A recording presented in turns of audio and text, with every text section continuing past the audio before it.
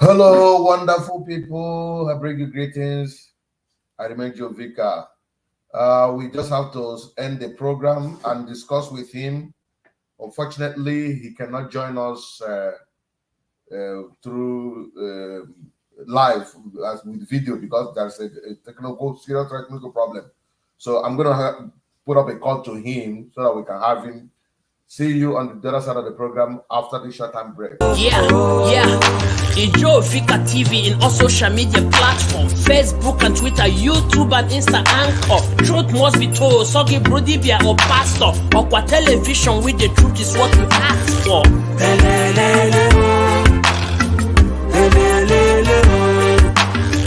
This is Joe Vicar Television. Joe Vicar Television, poised to reach you with the truth. Hello, wonderful people. My name is Joe Vicar, as I said earlier. By the grace of God, we are live and we are direct. I want to apologize to my viewers that the Right Honorable, as I earlier advertised, had a very serious technical problem with him joining us through video call. So, but I'm going to be connecting him with my phone. You hear his voice loud and clear to respond to some questions that have been bothering some of your mind. So now we are live with the Honorable Minister of State for Education, right, for Nana Opiah. Hello, Honorable Sir. Are you there, sir?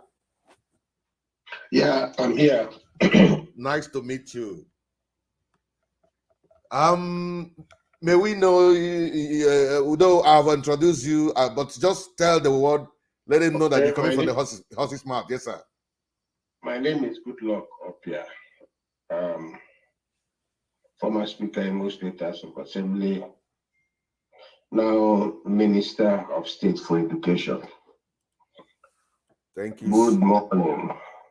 Thank you so much. God bless you for really accepting our invitation, despite all your tight schedule. Yes, sir. I've been worried. I've been worried about what is happening in the education sector, and not just me. Some of us in diaspora and some of our friends. What is your ministry doing to make sure that this issue of strike doesn't become that's already become a recurring decimal? It's now part of the game. Is there any measure you guys are putting in place so that we don't keep having ASU strike all the time? Okay. I think the problem of strike in our tertiary institution generally, not just ASU, has been there for quite some time. Yes. And the bottom line has been that tertiary institution is a very important institution that requires a lot of money for funding.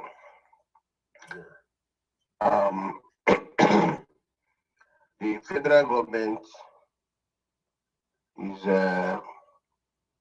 doing so much and has done so much to actually address the issue of funding of our tertiary institutions in the country, the polytechnics, the colleges of education, and the universities.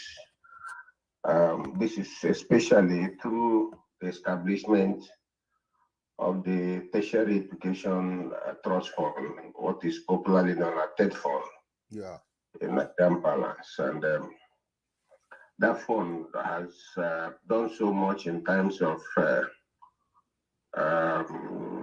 provision and rehabilitation of infrastructure in our tertiary institutions. As a matter of fact, in the past 8 years or thereabouts, the TED Fund has spent about 2.5 trillion naira in providing infrastructure, talking about classrooms, hostels, operational vehicles, and so on and so forth. Okay. So that problem is being addressed. by government to a large extent. But there's still much to be done in terms of taking care of other costs. Okay. The truth of the matter is that Nigerians must realize that education is a very expensive venture, and government alone cannot be trusted or expected to fund tertiary institutions in Nigeria. At the moment, education is free at lower level, the basic and pre-senior secondary school levels. Free to the extent that even our children in primary schools are being fed at government expenses. The cost of tertiary institution, Nigerians must be prepared to agree on ways and means of funding tertiary institutions. And until there is a clear agreement, workable arrangement through which tertiary institution can be funded by all stakeholders, the issue of strike may continue to be there from time to time. But the good news is that stakeholders are already dialoguing. In the past 2-3 months, since after the last ASU strike, discussions are taking place in different quarters at various levels, trying to get investors, businessmen, corporate organizations, our philanthropists, and indeed parents to realize that tertiary education should be everybody's responsibility. Education is critical. Education is very important. Like I always say, if you show me an underdeveloped society, I'm showing you a society without quality education. Okay. And I'm happy you are here. Yes. I don't know how much free is tertiary education in the United States of America where you're operating from. Can you tell me? Yes. It's not free, I can tell you. But the government all over the world, okay, where you have good quality education, tertiary education is never free. Yeah. Tertiary education is not born wholly by government. Government puts in place arrangements, whereby students can benefit by way of scholarship, positive award, loans, and things like that. And then there are some costs, where parents, our brothers and sisters also go to school abroad. I know they pay heavily, So that's the bottom line. We must agree on how to fund the tertiary education. Okay. And then strikes will stop. Will pass, yes. Okay. But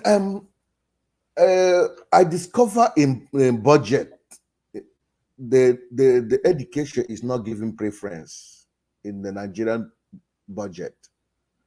Which I even heard people be say something about it, that if South Africa can have I cannot quote for sure the volume amount of money budgeted for education, but Nigeria is that more more populated than South Africa, the most populated nation in Africa. Their budget is too low as far as education is concerned. When you say Nigerian budget for education is low, what do you know? Compared to other nations. How low? Compared to other nations. What is the figure of education in the current budget? Do you have an idea? I don't have it. Can you help me with that? You are the panelists. Yes. A journalist should be investigative in his approach. That's why I quoted somebody that said it. I quoted Peter Obi. Questions. I expect you to come with facts and figures. Okay. So we can compare. That's why I quoted Peter Obi, who said in South Africa. Now that you are referring to assertion by a politician, Peter Obi is a politician. Okay. And the type that is always churning out statistics, most of them very unreliable. Okay. But let me also tell you that what people refer to in Nigeria as budget for education is different from what is obtainable in some countries under education. Okay. And I'm going to give you an elaborate explanation so you can understand. Yeah. In Nigeria, you have too many universities, almost 50, owned by federal government. Okay. You have about 37 colleges of education, and then numerous polytechnics. Each of those institutions have their own separate budget. I don't know if you understand what I mean. Yeah, yeah. There are several parastatals under the Federal Ministry of Education, including the TETFON, including the UBEC, Universal Basic Education, and so on and so forth. If you put the budget of all these parastatals together, put the budget of all the universities, colleges of education, and polytechnics together, and add them up to what is generally referred to as budget of education in Nigeria, you will see that Nigerian budget for education takes over 50% of our annual budget. Okay. And I want to give it to you as an assignment to look up these figures. I will. Reconfirm what I've said. So elsewhere, in some countries, you have budget for education, X millions of dollars or billions of dollars, and that is used to take care of all aspects of education in that country. For Nigeria, we run semi-autonomous funding for institutions and quasi-institutions in the education sector. And so this is where we get it wrong. Until you are well educated on things like this, you will not understand. So I don't want to go back to the P2P statistics or reference to South Africa. I don't know the system of education in South Africa. I know very well the system of education here in this country. So government is funding education adequately, and we meet and compare notes with other countries. By November, I was in Tashkent in Uzbekistan under UNESCO conference. Met with almost all the ministers from other countries of the world. And then we know how we operate. We're not lagging behind at all in our education funding in Nigeria. Okay, thank you for making that clear. I will still do investigation as you requested. But I want to believe that some school of thought also have this in mind, that one of the things that is impeding the education sector and many other sectors in Nigeria is putting the round peg in a square hole. I want you to confirm to me that how true is it that the people that are appointed into that position sometimes are not the right people to be there. For instance, before your emergence, we had Adamu, who was a first degree holder and being deputized by Anwoka, a PhD, a professor. So people begin to say, how can you have a professor in education sector and being managed, the boss becomes a just first degree holder, if I'm not mistaken. This is what I know that is going on. I don't know how true is that particular claim. So it boils down that sometimes the personalities that are being appointed into that position can also affect the productivity of our education or any other sector such as the appointment happens. Do you have anything to say in this regard? Well, I don't want to go into argument with you as to how Nigerians or Nigerian governments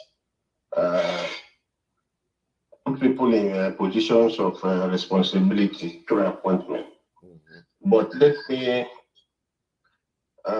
tell you that Malam Adamu is still the Minister of Education. Mm-hmm. And I am not more qualified than Adamu Adamu. That's why I referred to the one.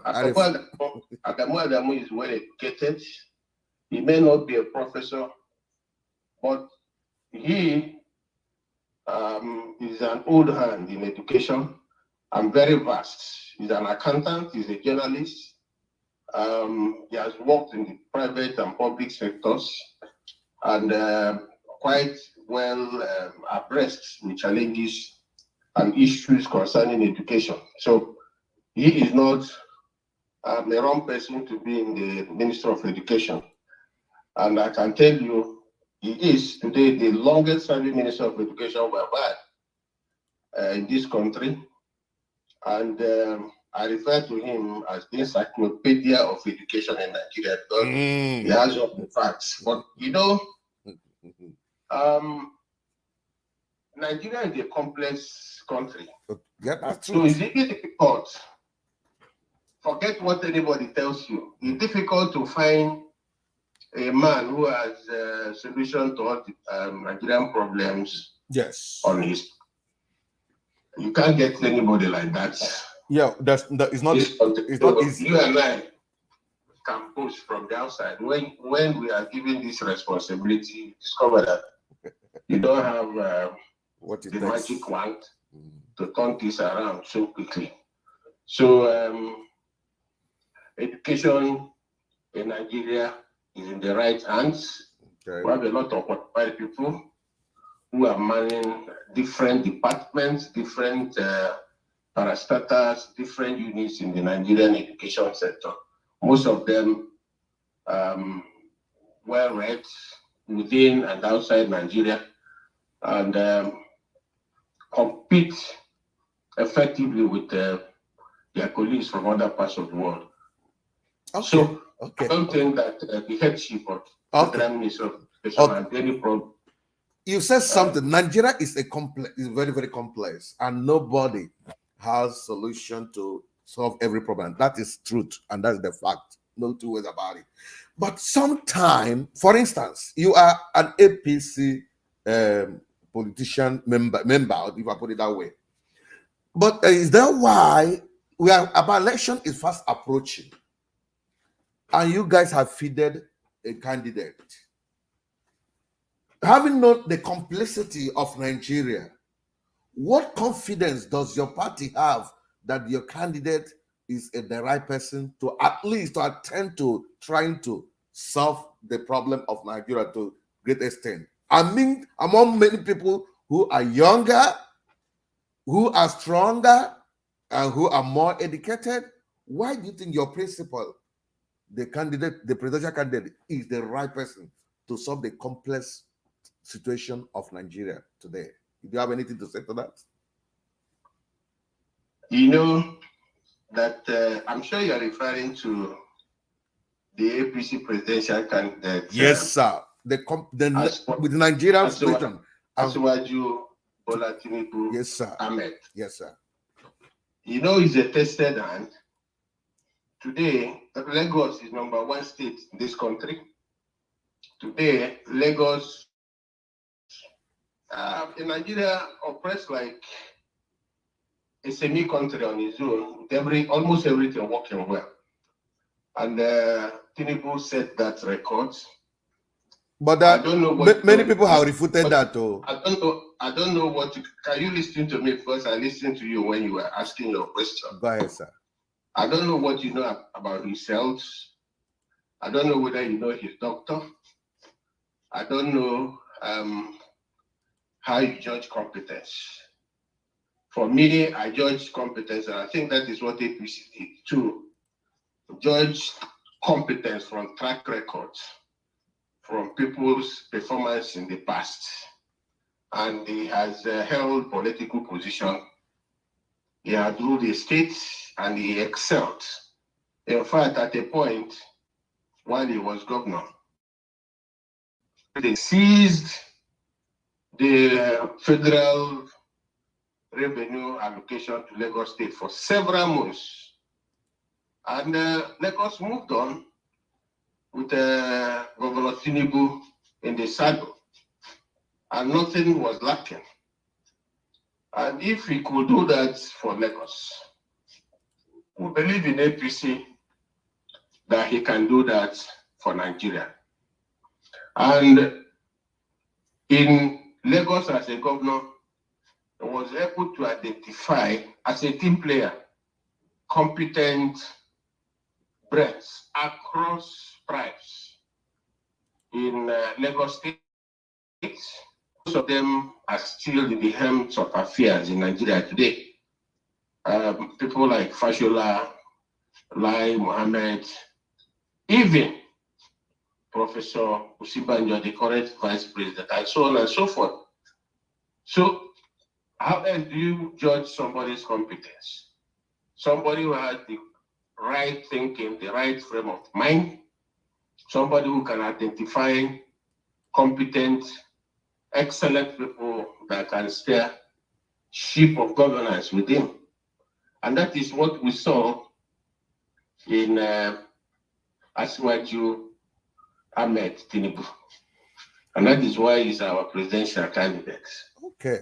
I'm confident that he will win. Okay. Thank you. Thank you for your response, sir. But let me come to Imo State, where you came from. The issue of insecurity is, I know it's a general problem of the Southeast, but Imo State is somehow becoming something we cannot, I don't know, it's general, I know. How concerned are you?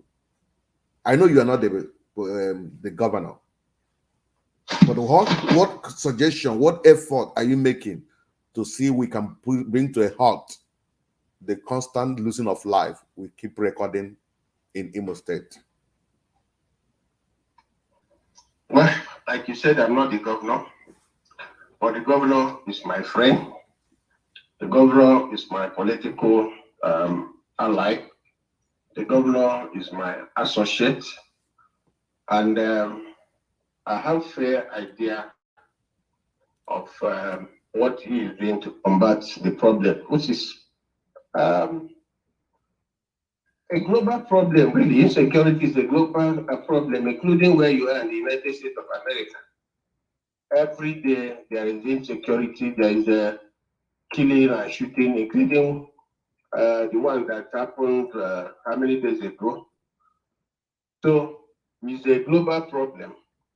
It's also a Nigerian problem, it's an African problem. So it's not exclusive to the Southeast or to Nigeria, Imo State. Mm-hmm.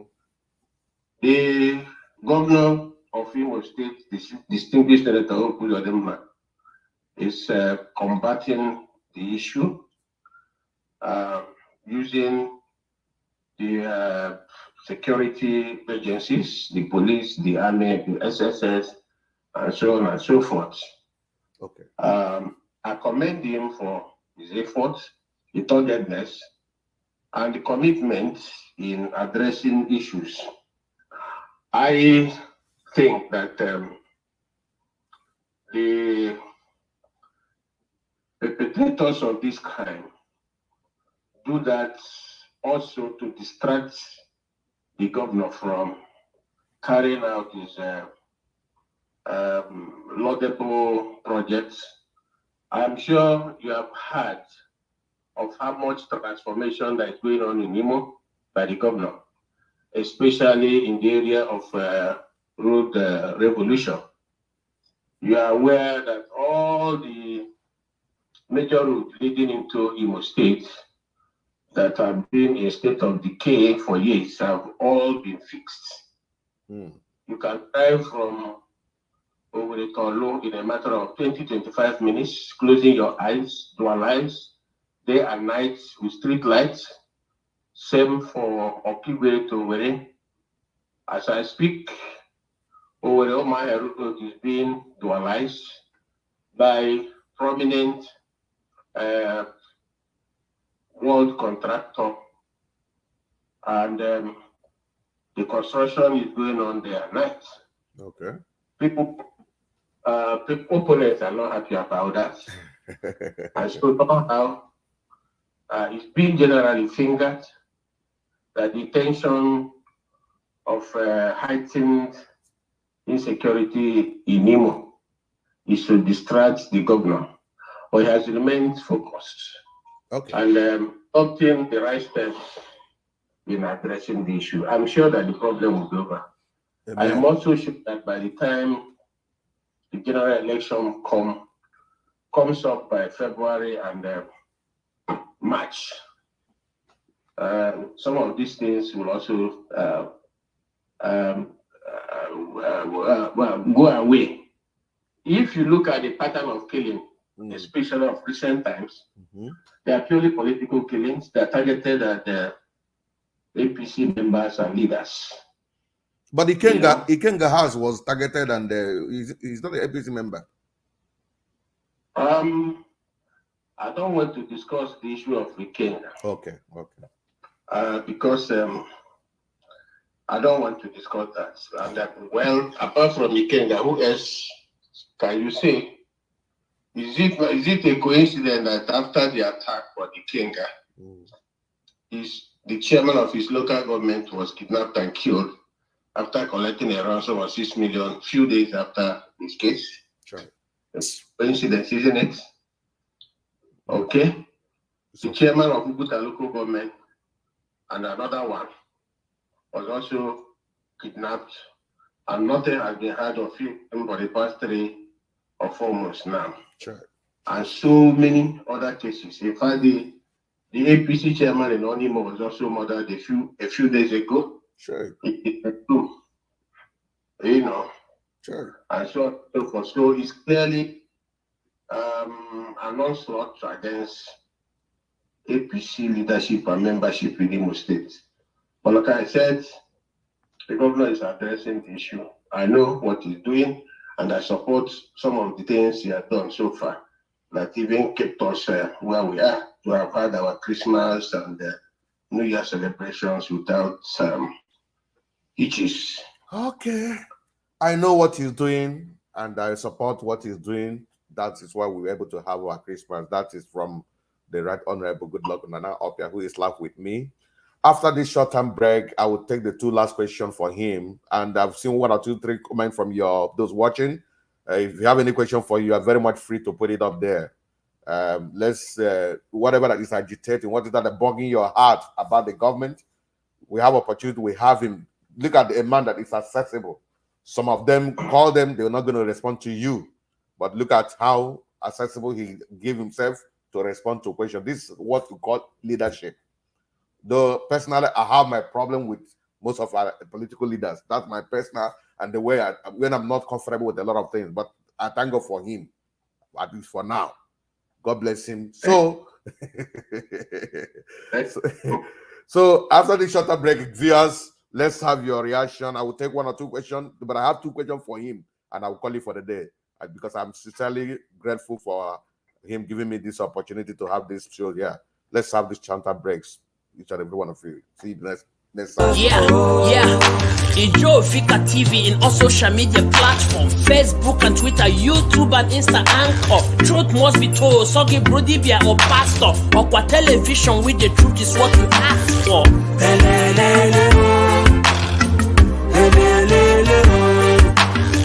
This is Joe Vicar Television. Joe Vicar Television, poised to reach you with the truth. Welcome back. We are live and we are direct. This is a conversation I am having with the Minister of State for Education in Nigeria, who happened to be a very good friend of mine. I just noticed that he's around here in America, and I decided to have this interview with him. we would have been having an old video interview, but unfortunately, he has some technical problem. As a man who is not in his base, he couldn't join the studio live, so he obliged by through phone call to still answer the nagging question that I want to put up to him.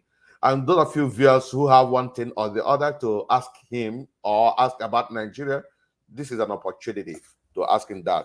So I'm going to be putting up a call once again. We had a break and the line went off.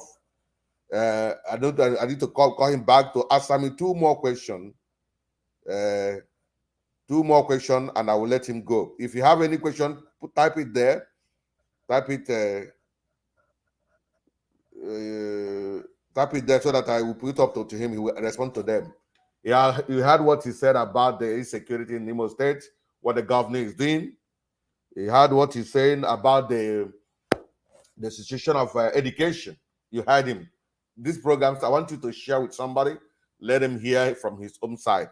We want to talk about the insecurity. Now, that's the area I'm moving in to make sure that he says something about it. Honorable, I'm calling you back now. I hope I can call you back now because we had a short break. You need to excuse himself and to take some water to lubricate his vocal cords as well as myself. So I think let me call him back now. He should be ready now.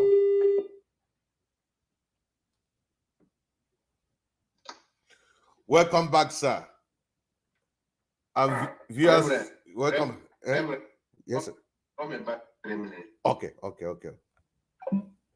Okay, there are some one or two things he want to address. He said she call me by 3 minutes. So in 3 minutes, I'll be getting back for I have two questions for a very important question. This question is he has to answer this question about Nigeria Wahala. I don't want to preempt or give you expo on what I'm going to ask him. The truth of the matter is that education sector has been propounded or said is really going through a lot in Nigeria, and he is the Minister of Education. So those of you who are not comfortable with what is happening, let's bring those questions that we need to ask to get Nigeria, to get education sector better. I know many of our viewers that follow me, they don't believe that we're going to stay together in Nigeria. I don't have a problem with that. We're going to be talking about the solution to Nigerian problem. He says something I like, that no individual can solve the complex problem of Nigeria. I agree with him on that. But there are things that can be done to salvage the situation.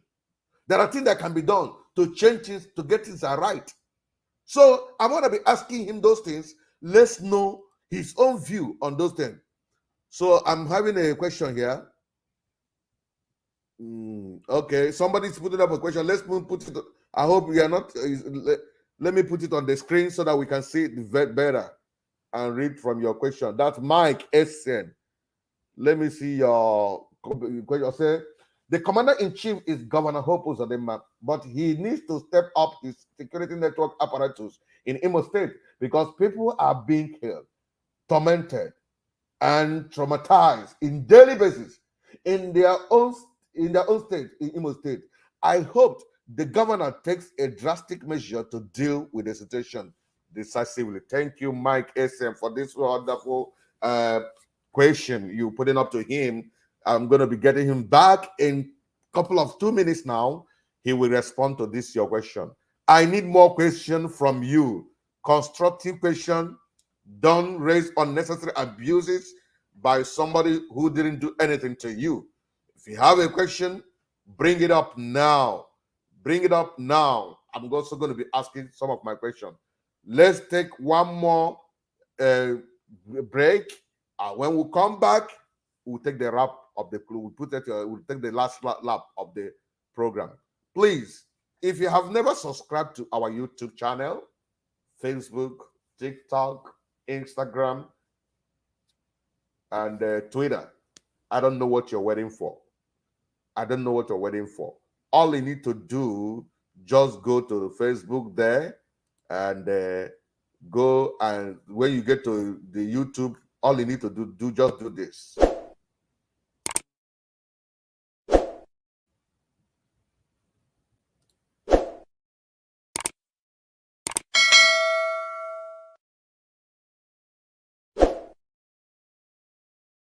Yeah. Enjoy Vicar TV in all social media platforms, Facebook and Twitter, YouTube and Insta Anchor. Truth must be told, Sogi Brodibia or Pastor. Okwa television with the truth is what you ask for.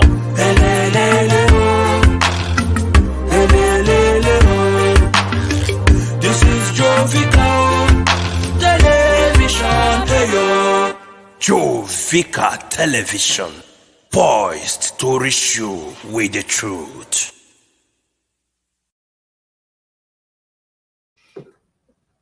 This is Joe Vicar, and we are poised to reach you with the truth. Okay, now I want to call back the Honorable Minister to come back to take the two questions I told him. I told you guys that I'm going to be asking him. Yeah, the line is ringing.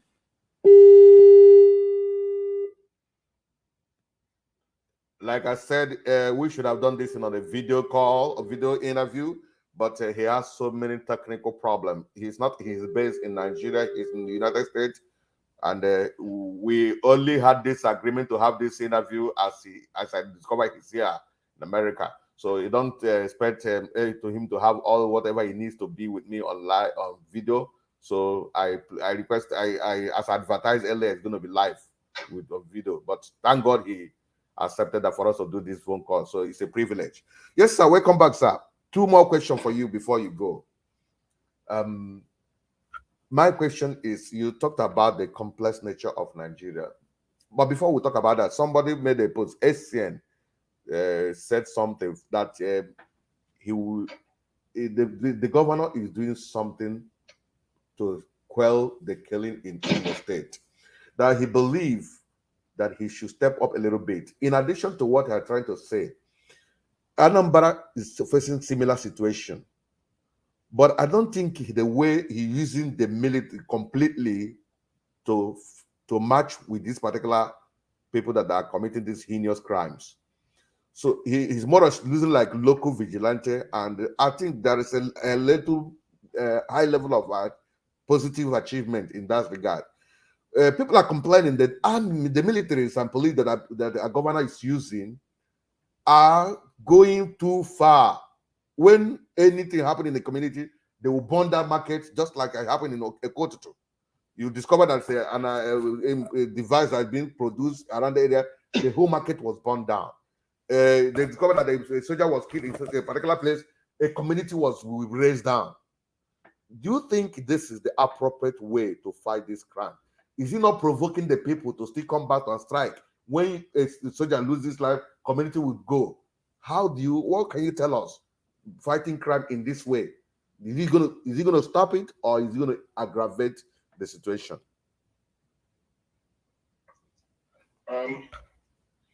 Everybody has his own strategy in solving problems. Security problems are not common problems. Yeah.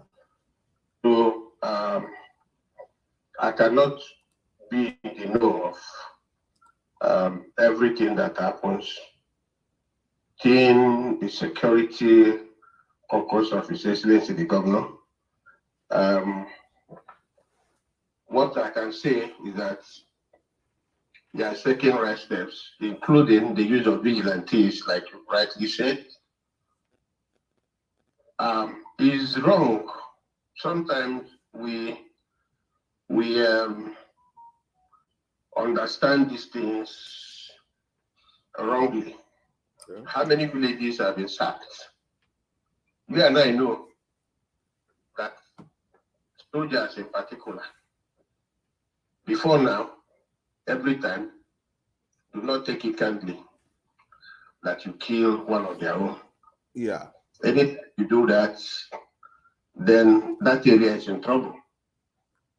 So few cases where community was in trouble was because they probably must have killed a soldier.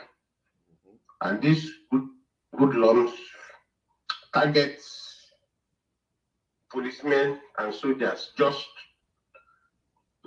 to take their guns and add to whatever they also have. I'm not the security expert, but I can tell you that you need those official government security agencies for security information gathering and things like that. They have been quite useful. Where there were cases of burning, were mostly if they are sure a particular person is the hoodlum, the houses of the hoodlums and things like that. Those ones they burn. If they can't find the person, or sometimes they get the person killed.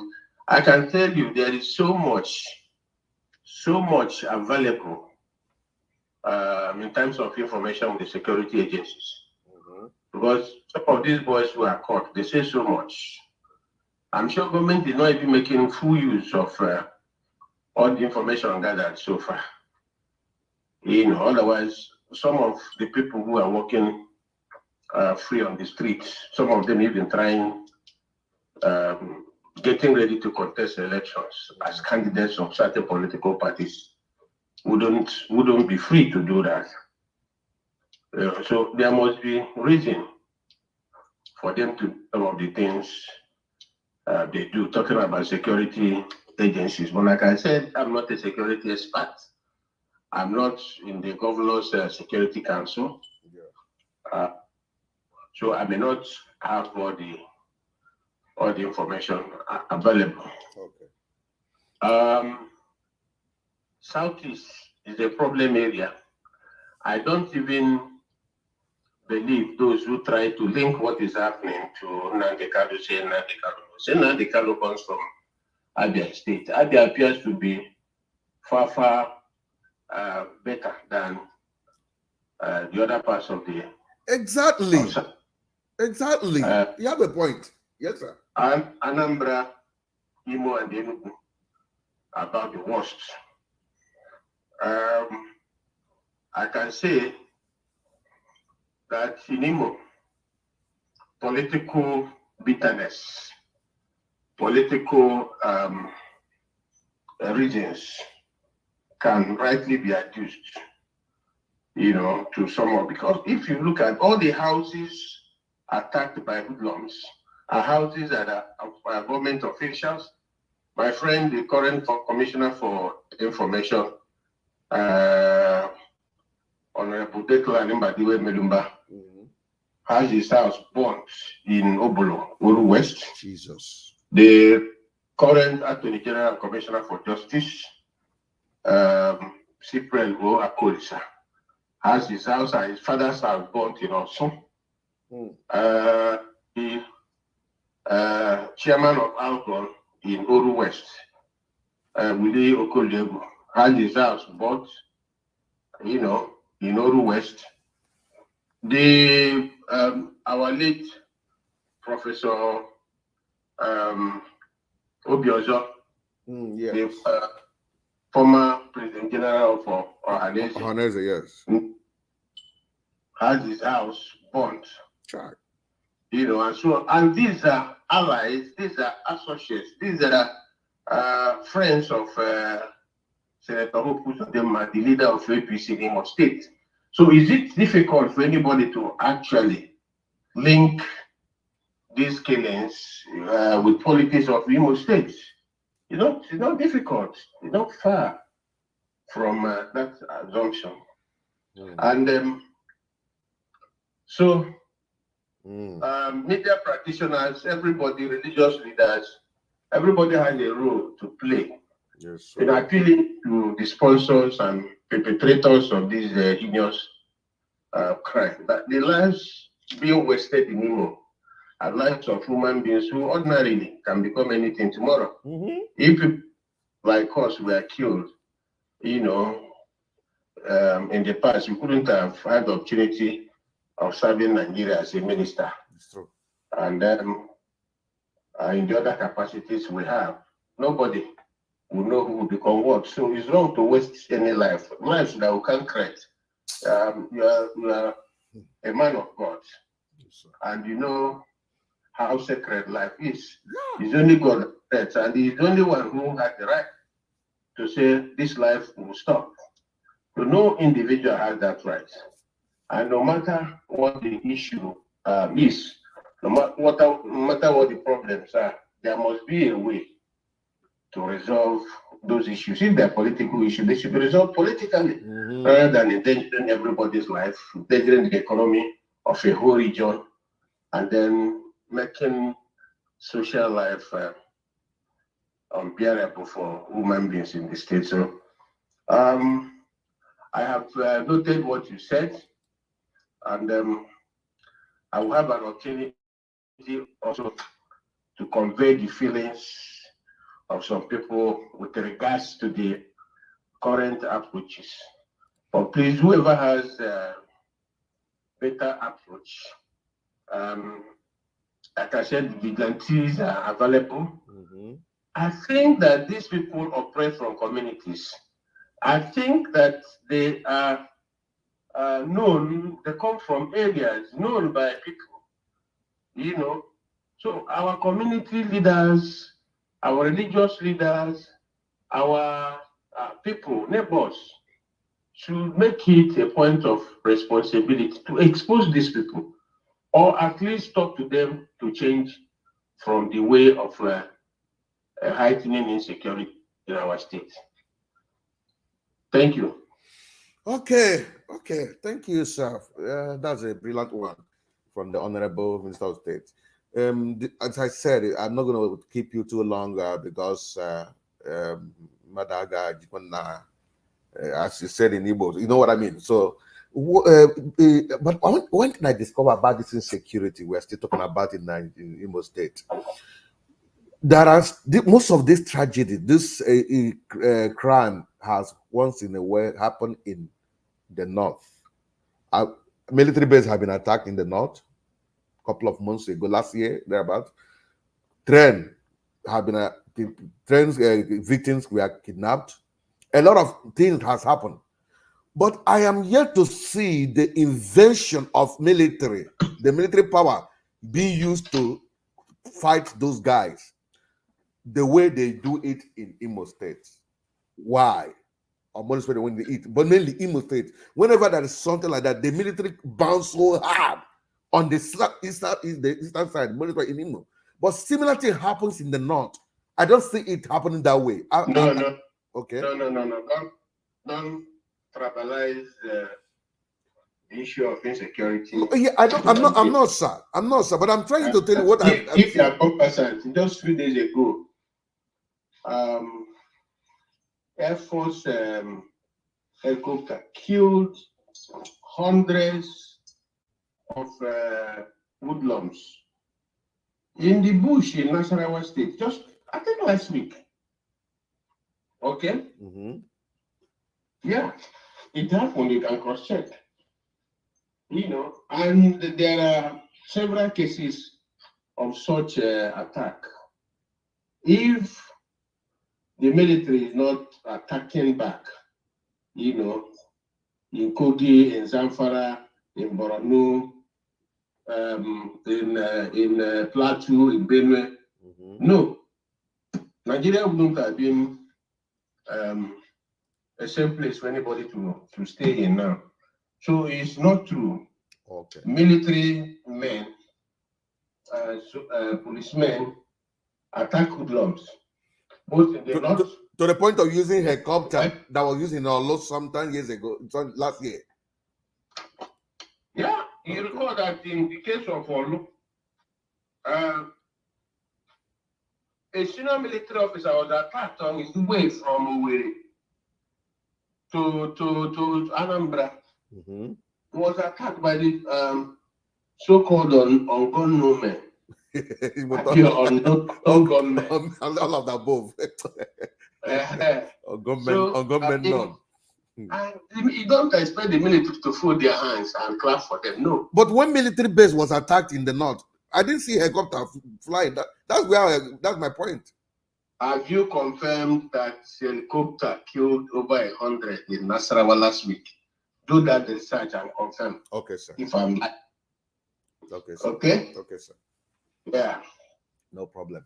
So I think at this juncture, I will help me one more time.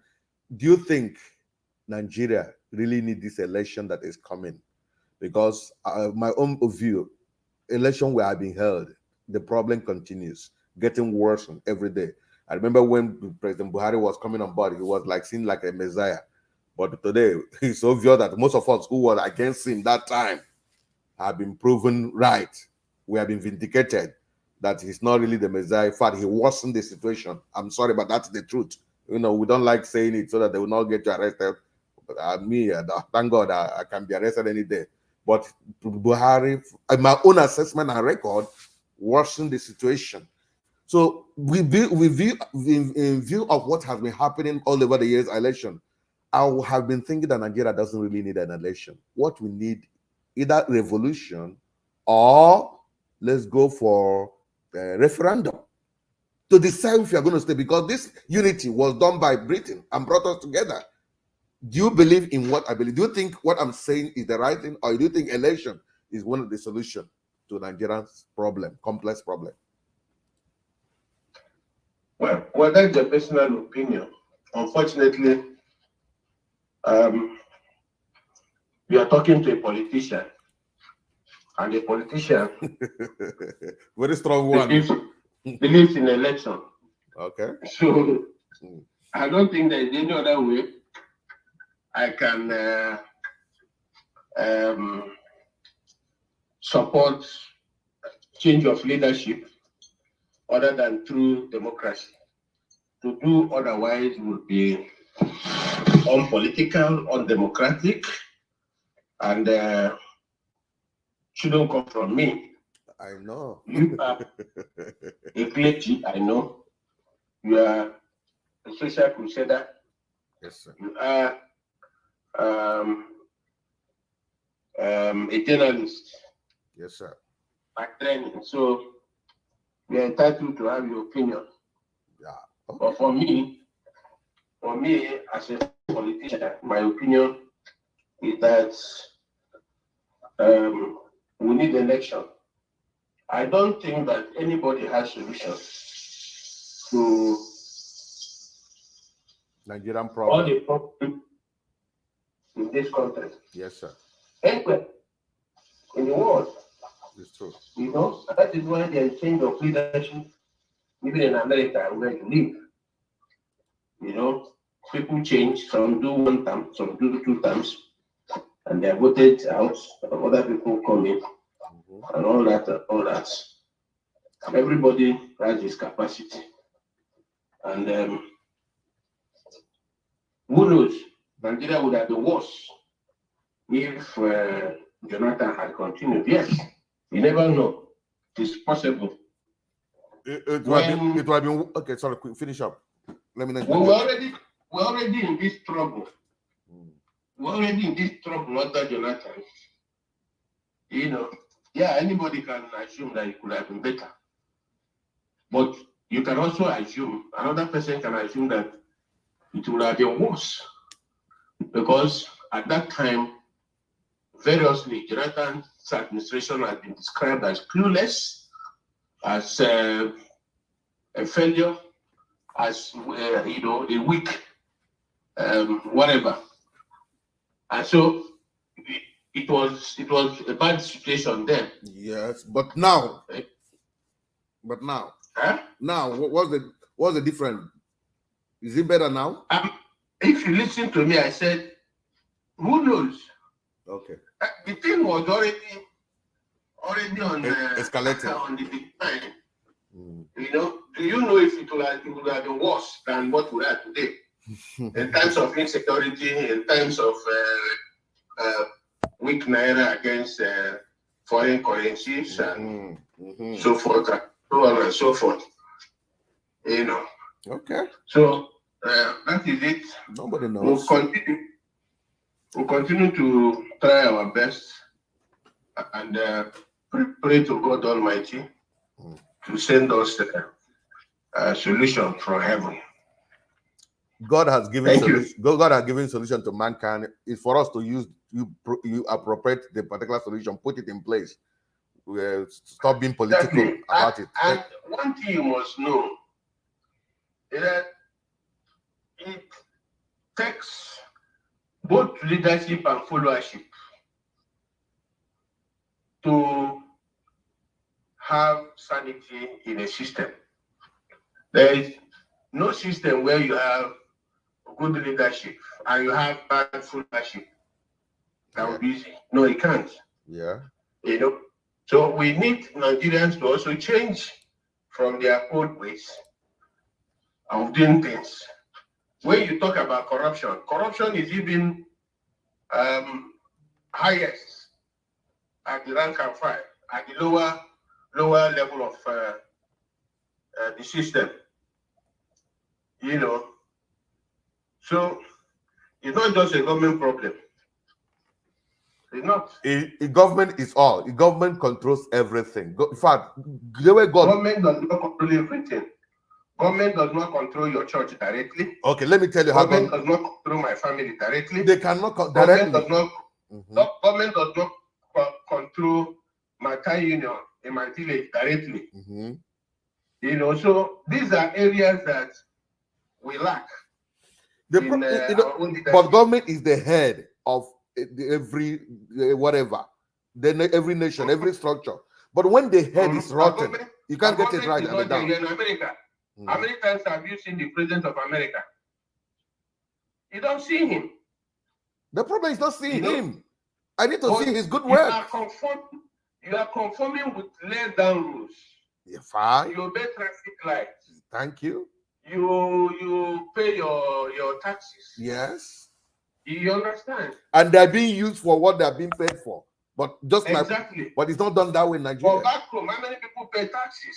The one they're paid, what are they using it for? I think we have come to the end of this interview. Thank you very much. Hey, people are getting away. It's okay, sir. Thank you so much. I'm so glad to have you, sir. I'm so glad.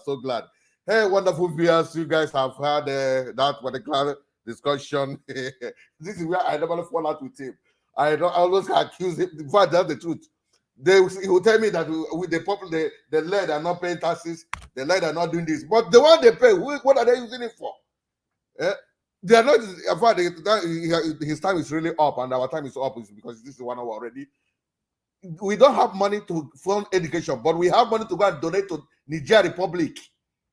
Niger Republic gave them vehicles of about worth of billions of dollars, millions of naira, or billions of naira.